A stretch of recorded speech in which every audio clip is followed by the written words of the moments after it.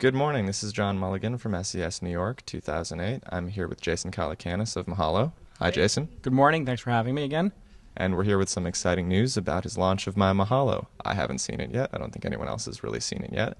So we're about to give you a quick little demo on the computer.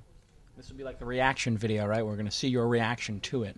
Right. I'll try to keep things in control, but anyway, that sort of takes us down a whole different path. Anyway, so what I'm going to talk about today is a little bit about how we search. And if you think about how we search on the internet, clearly we use machines a lot, right? Google, Yahoo, these are all machine-driven ways that we research or search for things. I like the word research because it sort of connotes a little bit more of what we're actually doing. We're trying to get information, and you usually have some sort of a goal. We use experts on a pretty regular basis, right? So we use people like Walt Mossberg, or from the Wall Street Journal to tell us what computer to buy, or maybe Peter Rojas. We also use our friends on a pretty regular basis. So you might read your friend's blog to get information if maybe you should buy this MacBook or not. And then there's a sort of a new piece to this, which is called the wisdom of the crowds, which obviously is things like Dig or Propeller or Reddit or even the Wikipedia, where some collective intelligence builds some sort of knowledge base that we can, some wisdom that we can leverage. Right. And so what I'll show you today is some new features we're launching. So here we are on the Mahalo homepage, and we're doing a search for Blade Runner. And up comes our guide to the movie Blade Runner. You see we have the guide node with a little bit of content, and we have all the great search results that are spam-free and all the best links. But on the right here, you see we have reviews and opinions. And these are Mahalo users and their opinions of Blade Runner, right? And so these are people who have seen Blade Runner or maybe who want to see Blade Runner. And if you hover over them there, you'll see they says what they think of it, and you can actually rate it. And so what we've done here is we've taken information that typically exists in the social graph, right? These are your friends, and this information would normally be stored where? Facebook, MySpace, maybe a review site. And we're putting it where you need it. When do you want the information about what your friends think about Blade Runner? Well, when you're doing a search is when that information is particularly important.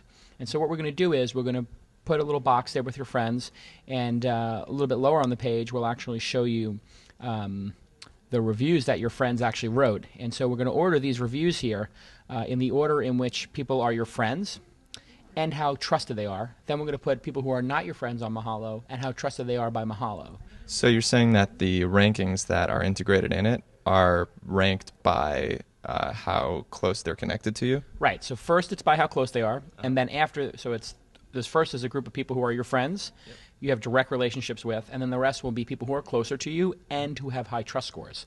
So we really are on two vectors there, and the reason for that is the people who are the most honorable and are the most active in the system in a good way and have the most trust, we believe should go higher on the page.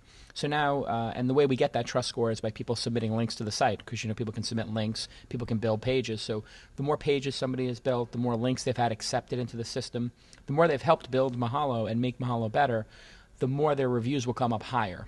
Now, will that get you into sort of a situation of groupthink, where the influencers who are friends with other influencers sort of rank at the top of each other's graphs, and so they see the same sort of thing, and you have a trickle down? To a certain extent. I mean, you will have opted into relationships with these people. So if you've said they're your friends, then those will come up first. So all the groupthink would occur after that. Okay. So it'd be sort of like on Dig, if on Dig or Reddit or Propeller, first they showed you what your friends were buzzing about, then they showed you the other community.